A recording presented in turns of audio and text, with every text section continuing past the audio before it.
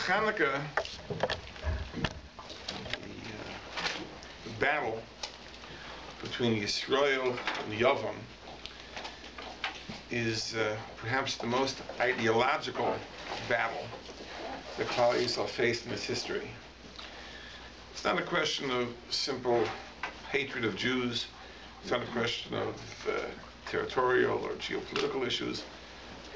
There are ideological issues over here, hashkafa, philosophical issues that have to be identified and explained. I'd like to touch on a few points about Chanuka, and we'll see perhaps there's some connection to the parsha too.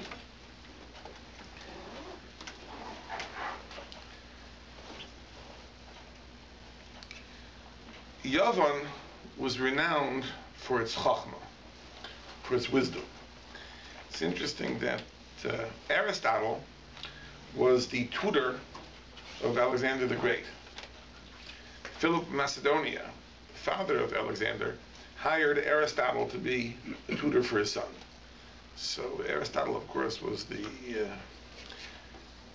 exemplar of wisdom, and undoubtedly had an influence on Alexander and the entire way of thinking of the court. What does wisdom do to a person? How does wisdom affect a person? The verse says in Keheles, "Hachachma ta'oz l'chacham," that wisdom makes the wise man bold.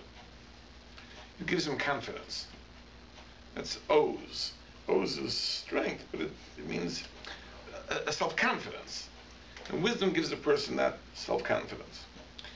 And it's very interesting that what animal is associated with this type of boldness and self-confidence? The Mishnah Pirkei Avos says, "Have az kinomer." A person should be bold like a leopard to do the will of the Ribono Shel Olam. So in the symbolism of Chazal, the animal which exemplifies this type of boldness, self-confidence, is the leopard. Not the lion. The lion symbolizes strength, and specifically restraint. It's a very, very interesting thing. Lions, if you study them, can be very, very still until the right moment, and then they pounce on their prey. And in the brachas that Bilam gave the Jewish people, he compares them to lions twice. One time he says, "Kara shochav kari," they lie like lions. In the other verse it says that they rise like lions. So what do lions do? The lions remain still, or do they get up? So they do both. Because a lion is very, very still. He doesn't move until the right moment, and then he rises, then he pounces. And the gevura, the strength of the lion, is not demonstrated by his pouncing. It's demonstrated by his lying still.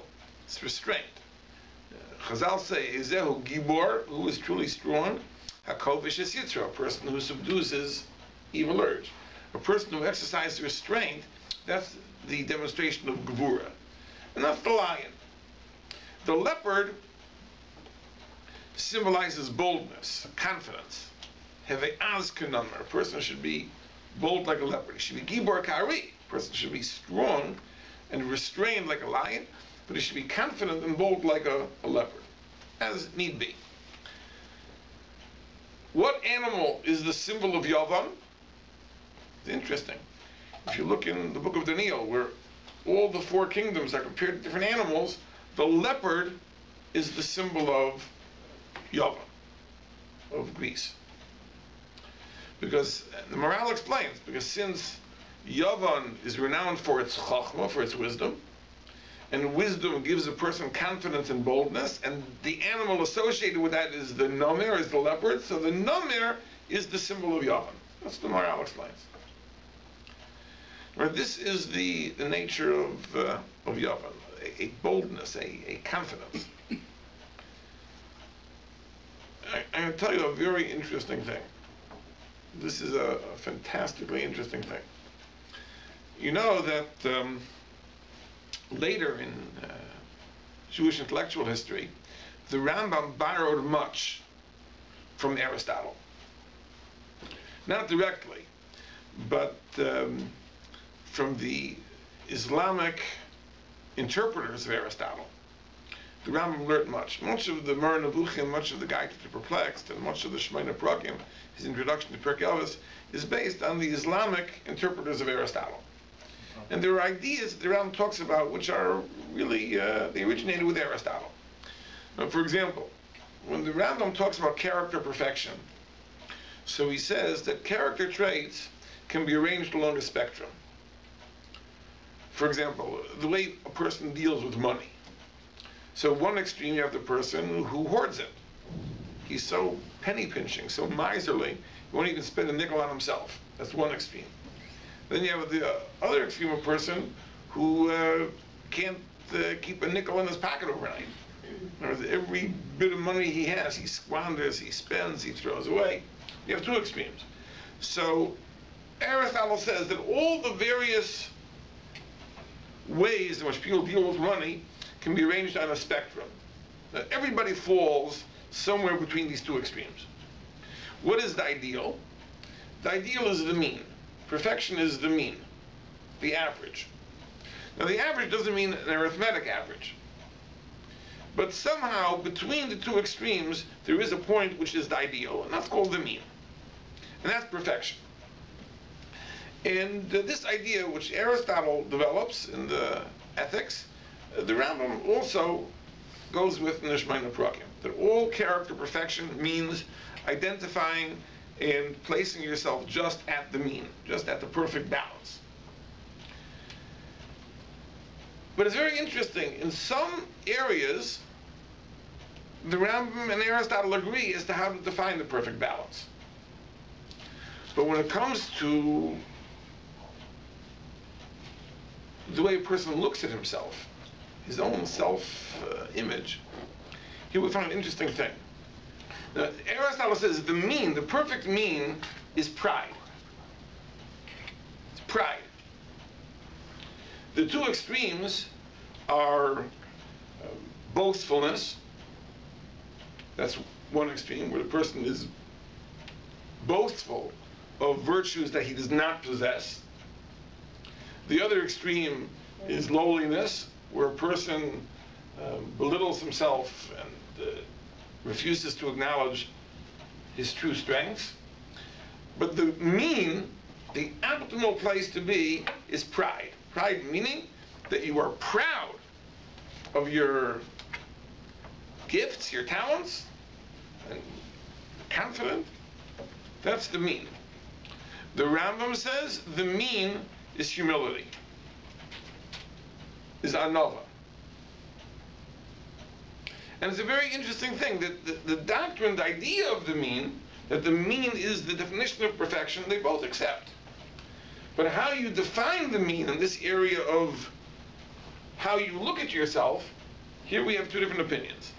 That to Aristotle, the mean, the perfect place to be, is pride, and to the Rambam, the perfect place to be is humility. It's a very interesting thing, a very telling thing. But this is the whole idea of Yovan. The idea of Yovan is the azus, it's the boldness, the self-confidence that comes with Chacham. Now, when we think about this for a moment, it doesn't make sense. Let's talk about the ancient peoples, and really even the Greeks, the pre-Socratic Greeks.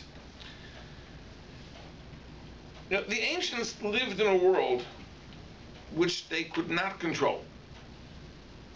Before the development of science, before the advent of science, people were subject to forces that they could not harness, they could not predict, they could not control, and naturally they were humbled.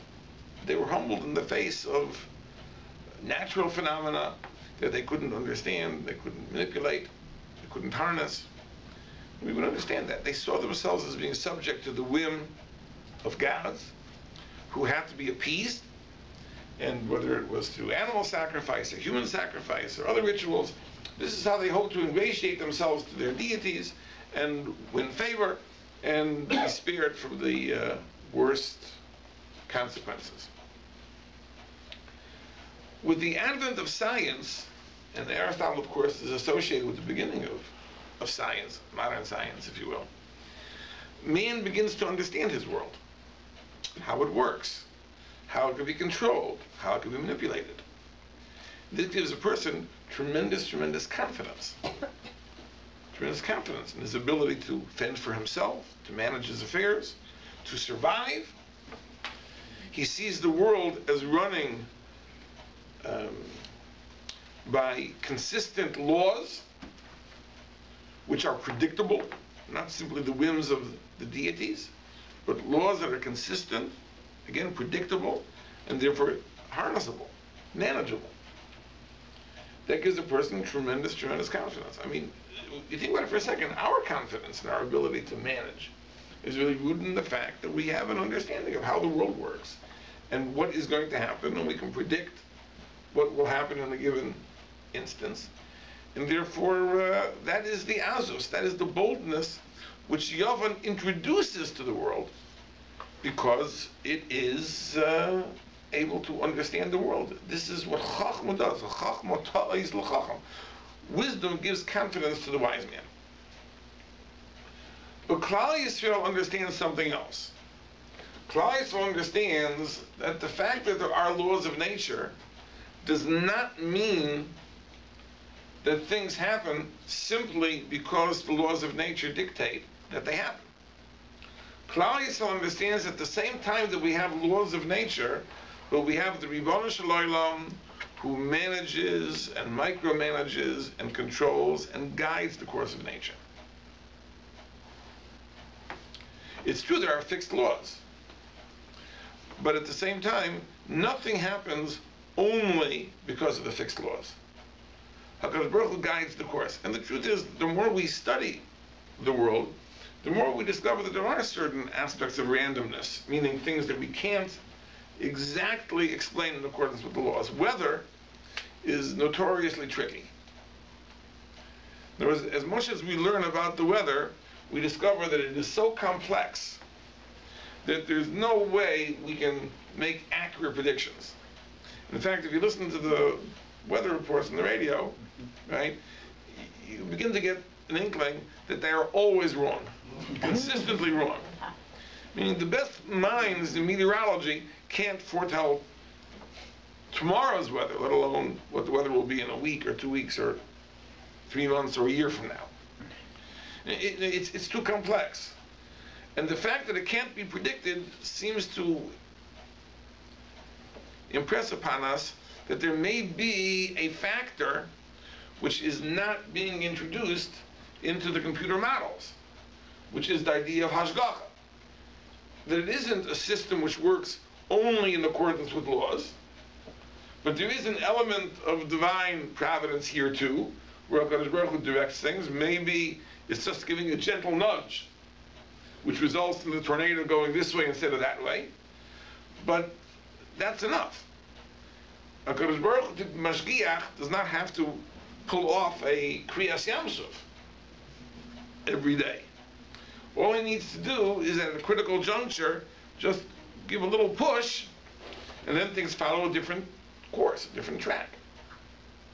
But this is where Yisrael and Yavan part ways. In other words, Yavan has it all figured out. You know, there are laws, we can determine the laws, we can master the laws, accordingly we can harness the world. And therefore Yavan has tremendous confidence, tremendous boldness in its approach to the world. Yisrael, with all that it knows, is very, very humble. Because the more we learn and the more we experience, the more we come to understand that it's not exactly as Yavan puts it. There is a God who runs things, who controls things, and therefore we stand in awe of him. We are humbled in his presence. And therefore, whereas to Aristotle, the mean, the place where a person should be, is proud and confident, to a Jew, the place where a person should be is humble and contrite. And these are definitions of the mean, of the optimal place where a person should be on the spectrum of attitudes. Yavan has one spot on the spectrum, and Yisrael holds another spot on the spectrum. Yes? But doesn't true humility really come from a place of confidence? Of knowing your own strengths? Like it's not real, it's... You know, again, we talk about a person being humble. A person being humble, it means that the person is not the master of his own destiny. Now that means several things. It means that even your gifts and endowments are not really yours. First of all, they were given to you. Number two, they can be taken away.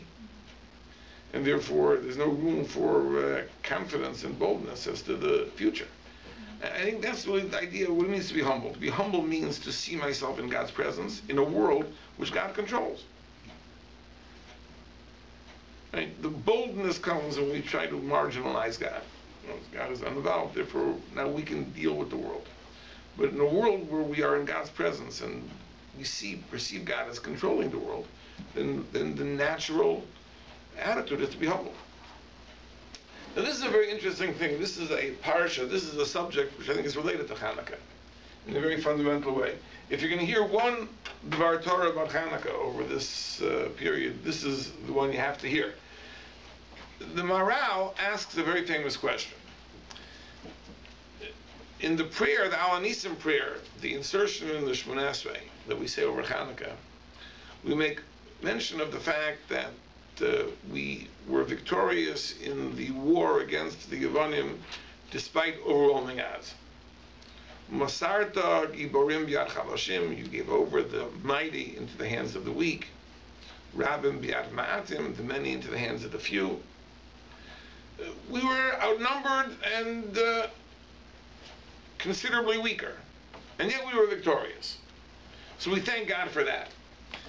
The miracle of the oil burning for 7 days, or 8 days I should say, despite the fact that it only was enough for 1 day, that is not mentioned in Al Anisim at all. The Thanksgiving prayer we say in the Shmoneh Esrei makes no reference to the miracle of the oil.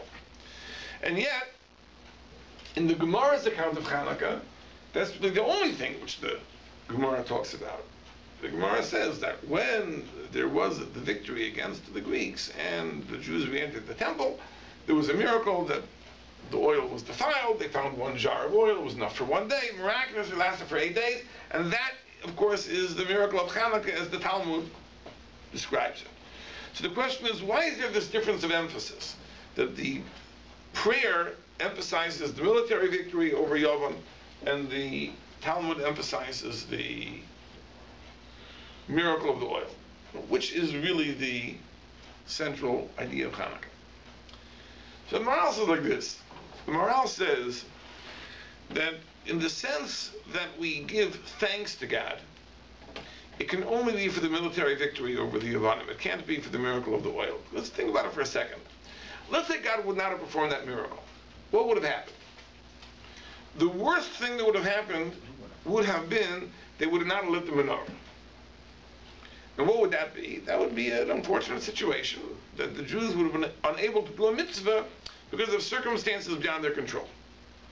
You know, the oil was defiled, couldn't be used, so there's a mitzvah like the menorah, they couldn't do it. Okay, it's unfortunate, but it's certainly not something that we would think should call for such a level of thanks that we should have a celebration for hundreds and hundreds of years to thank God for the ability to do this mitzvah. I mean, it happens all the time. People find themselves in circumstances they can't do a mitzvah.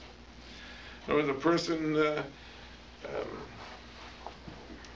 person puts his tefillin in his luggage and expects that he's going to land with plenty of time to put on tefillin, and the flight is delayed, he can't get to his luggage, and the result is he can't put on tefillin. I mean, things like that happen. No, you should never do it. Never put your tefillin in your luggage. You get lost, okay? But it happens sometimes. And it's an unfortunate thing, but you can't say that is it a tragedy? That if we're spared from that fate, we should be so thankful to celebrate a holiday forever? Hard to imagine. And especially in light of the fact that there are many authorities who hold, in terms of halacha, that had the miracle not taken place, they would have been allowed to use the impure oil. Because we have a rule that tumah hutra b'tzibur, when it comes to communal service, the laws of ritual impurity can be dispensed with. So if they would not have had the miracle, the halacha would have been, they could have used the impure oil. It's better to use pure oil. But it comes out that the miracle was not to enable them to do the mitzvah, it was to enable them to do the mitzvah in the best possible way. That instead of using impure oil, they could use pure oil, okay? It's nice. But again, you can't say it's a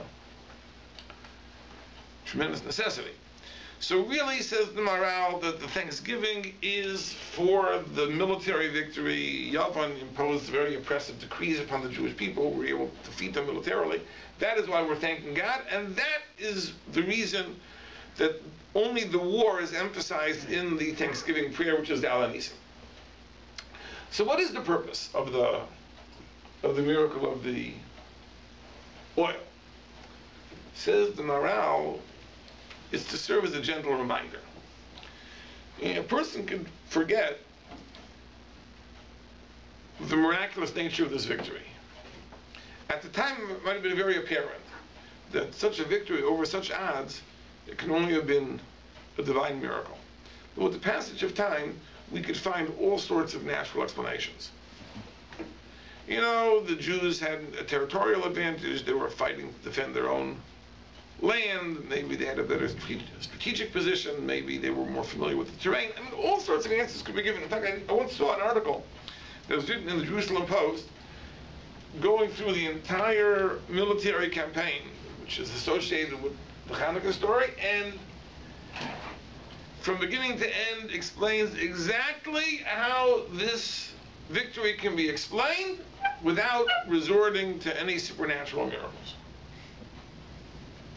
Every last detail can be explained.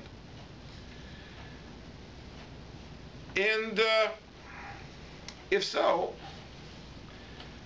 after a very short period of time, the miraculous nature can be forgotten. So God wanted to give us a reminder, something to remind us that He is involved. So coupled with the military victory, God performed a seemingly superfluous miracle, the miracle of the oil, to remind us that yes, I am here, I am involved, I'm pulling the strings. So the whole miracle of Chanukah is just to remind us of this single point, that when God conceals Himself and things follow their natural course, remember, God is running the world. God controls the world. And the things that appear to be natural may in fact be miraculous. This is the understanding that Yisrael has over Yavon. Because Yavon can't accept this. And it's an amazing thing. The Ramban, in two places, talks about Aristotle. And he talks about the wisdom of the Greeks. And in both places, what he writes is that the Greeks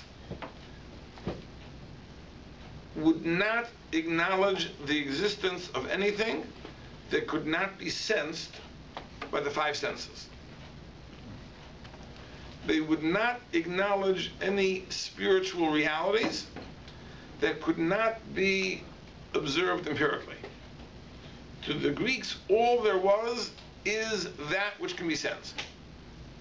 So the idea of a God who manages the world, controls the world, guides the world, this is something that they never would accept.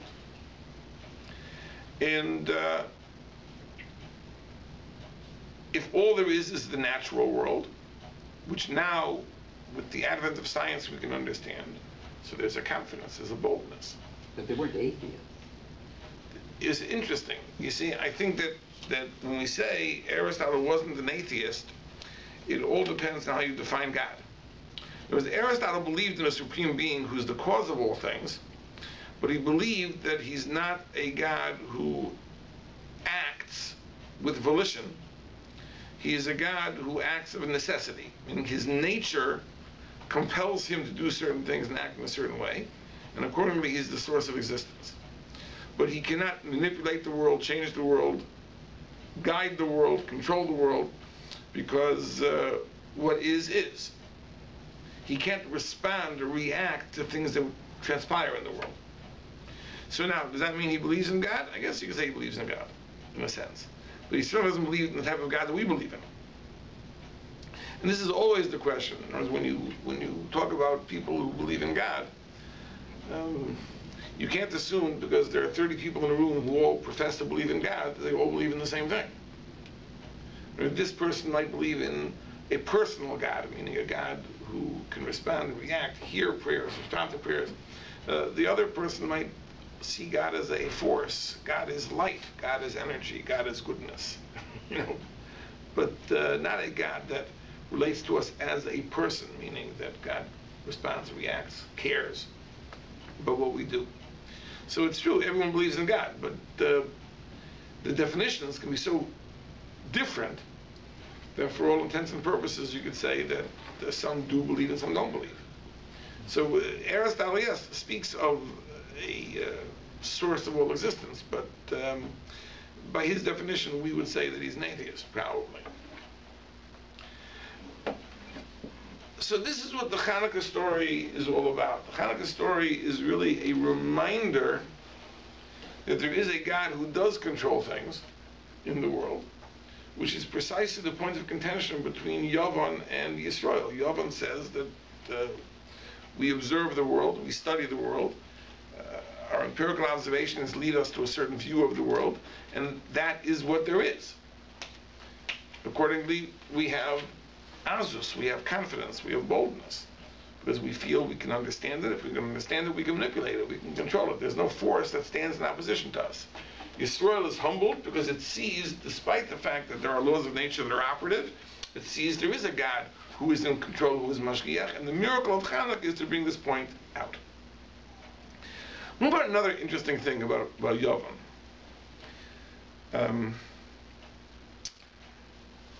We live in a time where the individual is valued. Individualism. The individual has immense worth. The individual as opposed to the collective. Not every society is this way. There are some societies in which the individual has little value.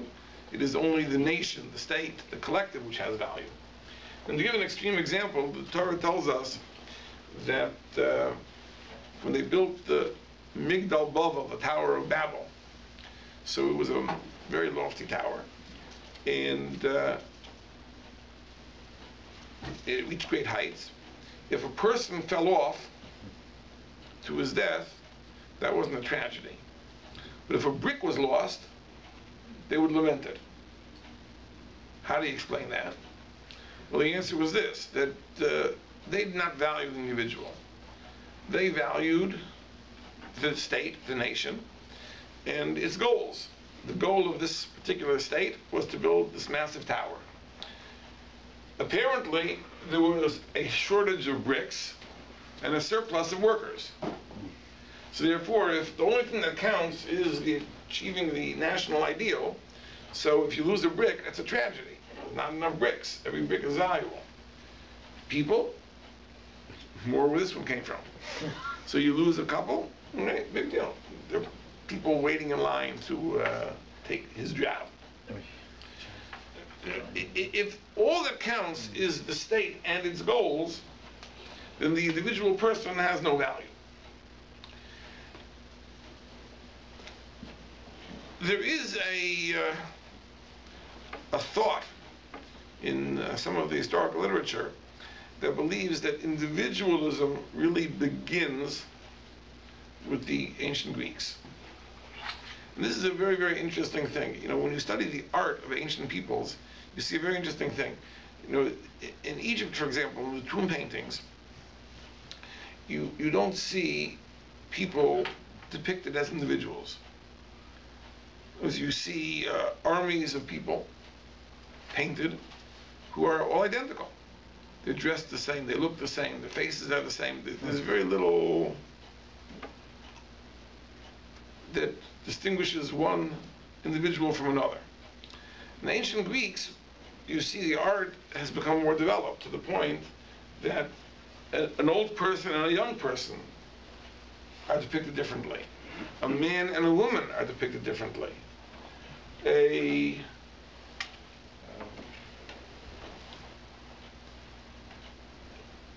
Members of different professions are depicted differently. In other words, we begin to notice the individual. In Athens, which of course was the renowned city-state of ancient Greece, you find a system of government introduced, pure democracy. And this was a democracy the likes of which was never replicated. Our democracy is representative democracy. You have districts, you have ridings, we send delegates to parliament, and they represent the constituents. There, every citizen of the state was a member of the assembly. And decisions were made by the entire body of citizens. Okay, now, citizens only included men, not women, eliminated slaves. I mean, it wasn't a perfect democracy. But at least of those who were defined as citizens, everyone was a participant. That meant everyone's opinion had weight, everyone's vote had weight. This is the value of the individual. Many people think that Judaism doesn't allow for that. In other words, you have a Torah, there are 613 mitzvahs, everyone has to observe them in the same way. Everyone keeps the same Shabbos, everyone keeps kosher the same way, everyone prays in the synagogue the same way. When we had a Beis Hamikdash, everyone visited the temple the same way. In other words, there's not much room in Judaism for the experience of the individual. Very little room, people think, for his own feelings, his own sentiment, his own self-expression. We're meant to act like the soldiers in an army, where everyone does the same thing. The question is this a correct view, or is this a mistaken view? Now, there's a very, very interesting thing. The Torah reading over Chanuka, we read the sacrifices of the Nesiim, the princes, the sacrifices they brought for the dedication of the sanctuary, the dedication of the Mishkan. And that's, of course, the reading for Chanuka, because Chanuka means dedication. From the Chanuka story is the rededication of the temple after it was followed by the Greeks. In the Torah, it's the dedication of the sanctuary after it was built, but Chanuka, the two are associated. Now, this is in Parshas Naso, and it's very interesting. The Torah tells us the offerings that were brought by each of the 12 princes, the princes of each tribe. And as everyone knows, the sacrifices were exactly the same. The same number of animals, the same number of vessels, their weights, etc., were exactly the same. And each description is comprised of 5 verses. The same 5 verses are repeated 12 times. So a bar mitzvah boy who has the good fortune to be bar mitzvah that Shabbos, so at first glance he's petrified, because Parshas Naso is the longest parsha of the Torah, 176 verses. It's a big, long parsha. But after a while you realize that once you master these 5 verses, so the other 55 of the other 11 princes fall into place. So you can essentially subtract 55.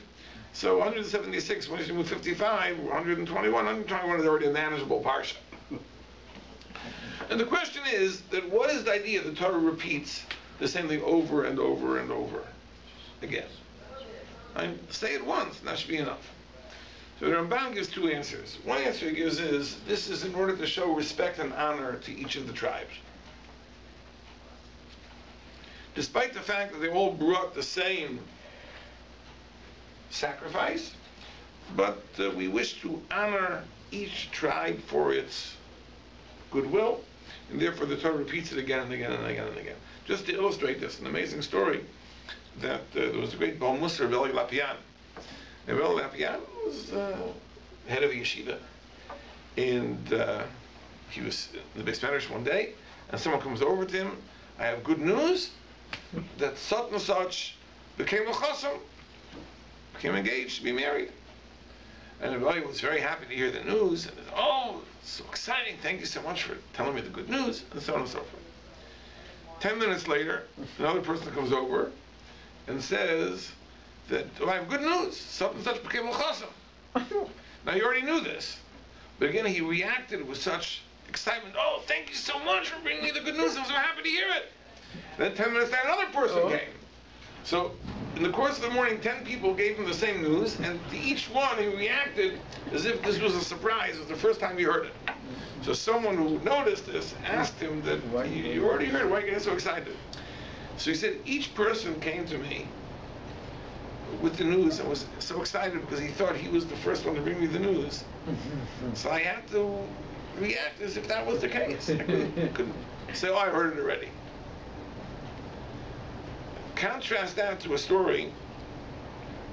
I once read a letter that was either in the Rabbi, one of the advice columns. This is what happened. There was a bridal shower. And everyone brought their presents, and never having attended one, I can't tell you what happens. My understanding is they open the gifts. That's what they do. Okay, they open the gifts. Anyway, so they open the first gift, and it's a beautiful tea kettle. And the bride says, oh, thank you so much. It's a beautiful, beautiful present. Okay, they open the next gift. It's the same tea kettle. Well, she's a little less enthusiastic. They open the third box.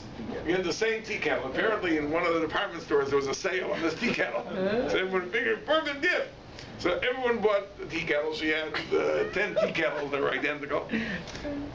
By the time she reached the 10th, she was ready to throw it at the person. Right? The truth is, that it's the exact opposite. That really the correct thing would have been that every person who gave the tea kettle should have been given a warm thank you and thanks. And she'll exchange the gifts. Don't need so many tea kettles. But the point is that nobody brought the gift with the intention of duplicating somebody else. Right? I mean, I'm sure everyone that brought the tea kettle thought that theirs was going to be the only tea kettle. So why do they deserve to be belittled for their good intention? Sasser Ramban says that here, the fact that each Nasi brought an identical sacrifice doesn't mean that we should belittle the 11 after we extol the first. So therefore the Torah repeats again and again and again and again and again to give honor to each person. That's one answer to the Ramban. That itself is a wonderful thing. The Ramban gives another answer. The Ramban says that each sacrifice really was different. Not in its external appearance. It was the same number of animals, the same types of animals, the same vessels, everything was the same. But each person brought it with a different kavanah, a different intent. Because each shevet, each tribe, has its own character. Yehuda, for example, is the tribe of kingship. Yisachar is the tribe of Torah study. Zebulun is the tribe of support of Torah. And therefore, when Yehuda brought this sacrifice, every component of the sacrifice corresponded to some aspect of Torah's kingship. The bull represented this, and the sheep represented this, and the vessels represented this. But every component of the sacrifice corresponded to an aspect of kingship. When Yisachar, when the tribe of Yisachar brought its carbon, every component of the carbon corresponded to some aspect of Torah study. When Zevulun brought the sacrifice, every component corresponded to some aspect of support of Torah. So it's true that externally all the things were the same, but they really were different because the kavanah, the intent, the meaning was different. And we have to know that you can have a room of people who are wearing the same tefillin and saying the same prayers, but every person's tefillin is different. Every person's prayer is different. Because every person approaches the mitzvah with his own understanding. Every person has a unique set of circumstances. There's a different kavanah. And that is what makes it all different. Each person has a different level of understanding. Each person brings his own experiences to the observance of a mitzvah. And this is important to know, because the truth is, when we try to assert our individuality, sometimes we do it in ways that are so outlandish and so silly that it staggers the mind. I remember, I once heard someone speaking, I think it was on the radio, and he was talking about tattoos and body piercing. Why do people do this? What is the temptation? You know, we've all seen people that have pierced their bodies in various locations. You know, you have people that have studs in their tongues. You know, it must be hard to eat peanut butter. You know, but you wonder, like, why do this? Why do this?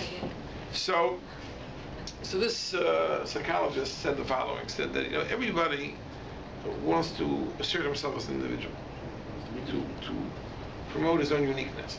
And the truth is that we're all really pretty much the same. We all have the same basic equipment: 2 hands, 2 feet, 2 ears, 1 nose. We're all basically the same. So how are we going to make ourselves different? How are we going to make ourselves special? So we do it, we tattoo our bodies, we pierce our bodies, and now I'm different. I'm different because I have a hole where no one else has a hole. I mean, it's not. It's bizarre. But you see it in so many ways. You know, I have a yeshiva. So you have 75 boys in the yeshiva. So let's say 74 boys dressed like yeshiva boys. One boy wants to be an iconoclast. So he dresses in a manner which for yeshiva is rather outlandish, let's say. Only giving this as a theoretical example, not referring to anything actual, of course. Any correspondence to actual persons is only coincidental. Remember that. But in any case, so you go to the boy and you ask him, why are you dressing like that? He says, I don't want to just be like everybody else. I have to be my own man. So you point out to him, so instead of conforming to the 74 in yeshiva, instead you're conforming to the several 100,000 out in the streets of Toronto. So you're less of a conformist or more of a conformist? Yeah, I pointed out to the boys, if you really want to be a nonconformist, you should come to yeshiva in a barrel. You know? So no one will wear. You know? But if you come to yeshiva wearing a Maple Leafs jersey, so it's true, within the yeshiva you may be a nonconformist, but essentially you're just conforming to what thousands of other people are doing in the city. So how does that assert your individuality? It's outlandish when you think about it. But the truth is that there's one area where we can be very, very, very much individualistic, which is in our understanding of Torah, in our passion, and the way we approach a mitzvah. Right? Everyone's appreciation of a mitzvah and of a Dvar Torah is unique. I'll tell you something amazing. The Eliezer says not only is every person's prayer or mitzvah different, but even the mitzvahs that a person does, the same person does, no two are the same. Says the prayer that you pray one morning is not the same as the prayer you pray that afternoon at Mincha, which is not the same prayer that you pray that night at Mariv. And not because the words are different, because the kavanah is always different. Because every day of your life is different, and every part of the day is different. You know, in the morning, this is on my mind. In the afternoon, this is on my mind. At night, this is on my mind. You know, this is important. And that means if you do it conscientiously, if you just, are turning pages, then, it's all the same. But if a person really exerts effort to pray sincerely, then no two prayers are the same. And the Arizal says it's an amazing thing, because the Gemara brings a verse in Keheles, which says, Mu'uvas lo yuchal liskain, that there are things that are crooked that can never be straightened out. So the Gemara says, what does that refer to? This is a person who was mavatel, a person who failed to pray or say Kriya Shema, that can never be rectified. So he says, what does that mean it can't be rectified? Okay, listen, he missed this one. There are many more to come. He missed this morning Shema. I'll have this night's Shema. I'll have tomorrow morning Shema. So it can never be rectified. So the Rizal says, he writes, that the Shema, or the prayer that you would have said that night, will never be said. Tomorrow's prayer is different, but tomorrow's a different day. A person changes from minute to minute. So the prayer that would have been said at this minute is not the same prayer that would have been said at that minute. But even putting that aside, my prayer and your prayer certainly are different. Now, everyone brings his understanding, his own depth to his observance, and that is really how you are an individual. The idea of chidushei Torah, the idea of creativity and innovation in Torah, is an aspect of this. Whatever chidushim don't have to be, earth-shattering novel interpretations. Every person who comes to understand something in a way that eluded him previously, that is a chidush, that is something new, that's a novel approach. And everybody, if you think deeply about something, ask yourself a question, you try to pose an answer. Chazal say, Ein beis medrash b'lo chidush.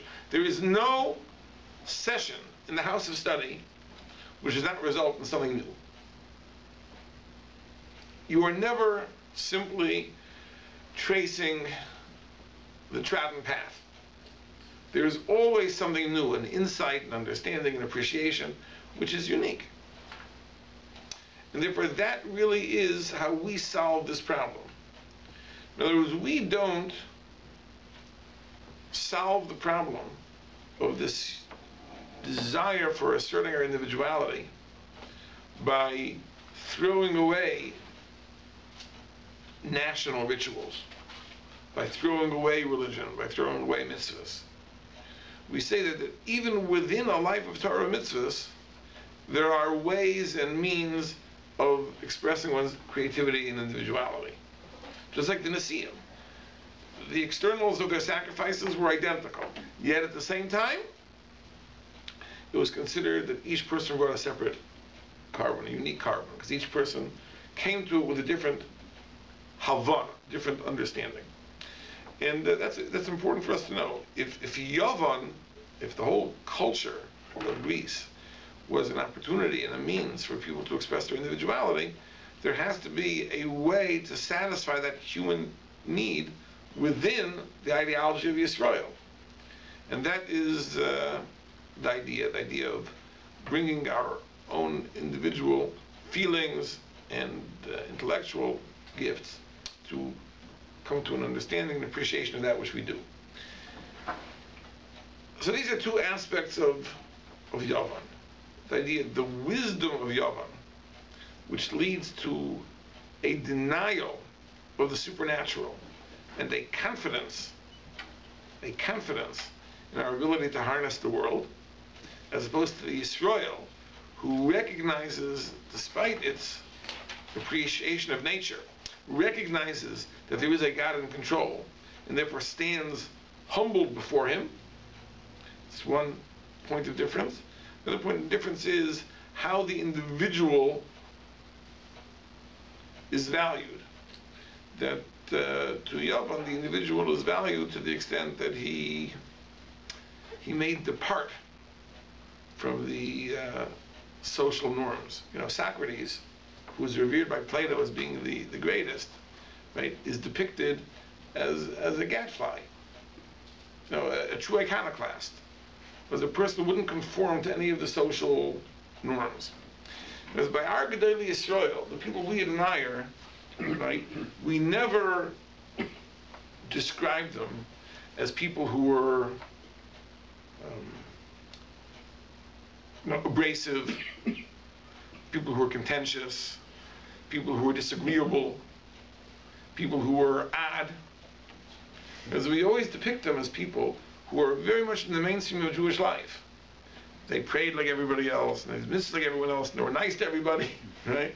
To be a great person in Yisrael doesn't mean you have to throw away all social conventions. You can live a life which is virtually identical to everyone else, and yet in your spirit and your intellectual activity, you're in a world and on a plane of your own. This is how Yisrael addresses this need, which Yavan addresses in a very, very different way. So there's some points of this conflict, and I think it's important to know that we live in a time that many of these same battles, in different forms, emerge. And it almost raises the question, if we would have been back there, which side would we have been on? I remember, I saw recently a story about the great Rosh Yeshiva of Torah Eliezer Shore. He was once the guest speaker at a certain dinner that took place over Chanuka. And the MC, this was his golden opportunity to give a speech of his own. Sometimes that's the funny thing with being MCs. Your job is to introduce somebody else, but you figure once you already have the bully pulpit, you can say whatever you want. So this person gave a diatribe about all the problems in Jewish education and what has to be fixed, what has to be changed, and so on and so forth. And how the rabbis are misleading us, and their approach isn't correct, and we have to borrow techniques from the prevailing culture, and so on and so forth. Anyway, Rabbi Eliezer got up, and he was very serious for a moment, very pensive, as if he was thinking how to respond to this introduction. And finally, he just begins to smile broadly from ear to ear. He turns to the MC, and he says, "I thought we beat the Greeks." And that was his dismissal. But a lot of these battles we fight, from generation to generation, and sometimes we take the Greek side instead of the Jewish side. So these are issues that we should certainly think about deeply over Chanukah. But it should be a happy, a lichtige, an enlightened Chanukah. And Bezrat Hashem, we'll have an opportunity to get together next week. It'll still be Chanukah. And perhaps after almost a whole week of Chanukah, Tuesday night is the 7th night, right? Yeah. So we'll have lit the 7th candle already. So by then we should have all sorts of enlightened insights, and perhaps we'll be able to discuss them then. So have a